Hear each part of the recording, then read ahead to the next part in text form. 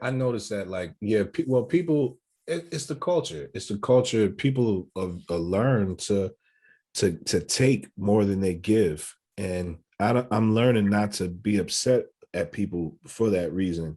It's just that's just what it is. It's just a It's like, bro, your uncles did music with Jimi fucking Hendrix, bro. Like, why wouldn't you want the nephew of the dudes that was doing music with Jimi Hendrix and stuff like that to do a song with you, like hop on the song, like, like, why wouldn't you want that? Like, that's retarded, bro. Like, I mean, like I don't know, like, and I never wanted the art. See, and that was one mistake that I did make. oh, okay, you never want to be an artist.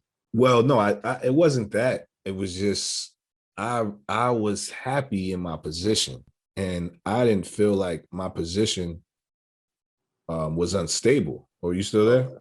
Yeah. Yeah, I'm just So when I was like, I wasn't like, I was happy where I was at, and I didn't want the artist to feel like I was trying to P Diddy them, be all dancing in their videos. I wanted the artist to get their shine because I had already experienced shine in my life, and I was cool with just that's being real. in the background. I wasn't That's so real shit. so like I really was happy for the artist that, and I was happy not people not knowing I had anything to do with it, because I Okay. didn't want that to hinder his success. I didn't want them to say, "Oh, he got OG, God, he don't he cut got the okay, OGs got behind him. That's how he blew up. That's the nephew of the niggas who was with Jimi Hendrix." So you. Yeah. I didn't want to. I wanted to kind of be in the background. But then Okay. what happened when I hopped on the Tuesday song with the black I got behind me? What happened with that was, man, we was at Metro's house and that song wasn't about to come out, and I knew that was the hit. But he wasn't gonna make that song, man. If he ever admitted in that real interview, he'll tell you, yeah, Tuesday wasn't gonna come out if I wasn't there that day. The game is fucked up, if you ask me. I don't know how I'm here now in front of this camera. And He didn't want to drop it, or he just didn't he didn't care. He had so much songs. He was so prolific. That was just another song. That was just another song to him. It didn't stand out in his mind. how many songs did Post Malone make? I mean, not Post Malone, McCollum make. It was the same by the time it was buzzing. We talking 7, 8, 9 albums in. Like Oh, really? EPs that we put out was on iTunes, and when you looked him up on iTunes, he was looking like an OG. He was looking like Jay-Z status. Like when you looked at Yeah. his name, the way I had it set up, when Drake was interested in signing him, I had him looking like underground Jay-Z status. Because if you go Gotcha. to iTunes, that motherfucker had 10 albums up there. And who has 10 albums other than GOGs? Who Yeah. got 10 albums? And then you Well, shit. listen, I mean, I'm finna have 10 albums. You and, know, and then you listening to it, and it's sounding like, oh shit, this ain't just like some throw together. This has variety. And yeah. you know, man, they wanted to shut that shit down, man. That's what happened. They really wanted, it was whether it was said or unsaid, they don't like nobody coming up to become competition. So these motherfuckers convinced him to take his own music down. That's when I knew he was lost. That's when I knew this motherfucker was lost. You are fucking lost. We just sat here and put out 3 independent albums. This is our music. This is our label. We splitting this 50-50. That shit Fuck all this crazy. shit. Fuck everything that happens after this Drake deal. We got 10 independent albums. They can't touch this shit. They Exactly. can't touch Like, this. Yo, and then this nigga want to call me one day talking about some, yo, Prez, take the albums down. I'm like, for what?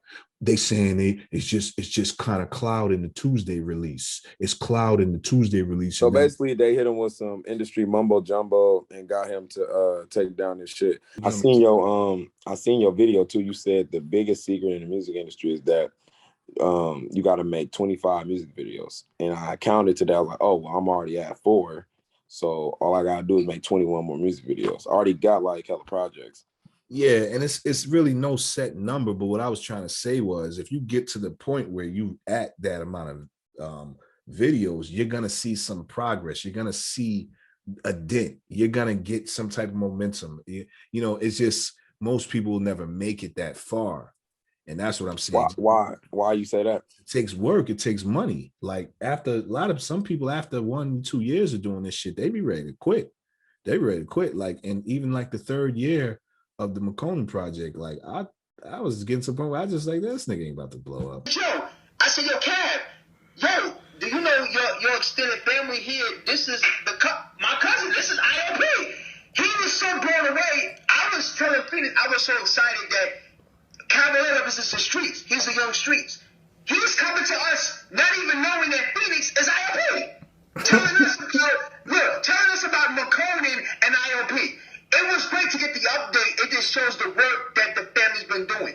Like, this shit ain't, why the fuck am I wasting my time with this nigga? And then he be getting on my nerves sometimes. Like, I'll be around him. Like, a lot of times when I used to be around him, like, a lot of the work we was doing was like this. We all illegal like a motherfucker. Okay, now where does this get saved to? That's my question. Probably to the desktop. I didn't see the guy that much. We was working like this every day. We would wake up and get on iChat before that shit was called FaceTime.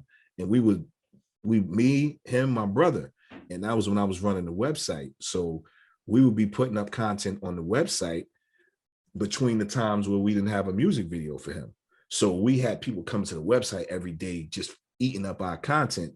And then I'd say, okay, a few months went by, we come up on some bread. All right, I'm gonna fly out. I'm coming out to Atlanta to see my sister. You live in fucking Riverdale. After fucking Thanksgiving dinner, I'm gonna drive to your crib. We're gonna shoot a video tonight. And then I'll be out there fucking, I'm gonna rent a hotel for the week and I'm gonna be in Atlanta. So for this week, we're gonna go hard with the videos. We're gonna try to shoot 3-4 videos this week, at least while I'm out here, because I'm not gonna probably see you again for another 3 or 6 months in person. So we would go on these we would go, and then in between the time while I would come and shoot the videos, he was being prolific, making little cheesy abstract videos. We're like, oh, fuck it, we're gonna put that on the site. And then fucking month, I'm gonna come out there or meet me in Cali. We're gonna shoot some videos out there. So that's how we was working we was working like that, like did virtual office type shit.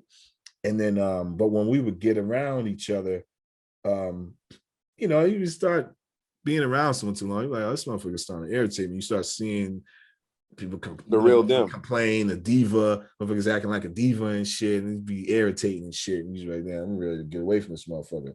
But the business relationship is good. Like, we got a good thing with the business, but on a personal level, he was a hard person to be around too long. Funny dude, but when he would go through his moods, the nigga would be like, yo, get me away from this motherfucker. This nigga's always complaining. Stop. What? I'm used to it. Niggas is on my nerves. Shut up.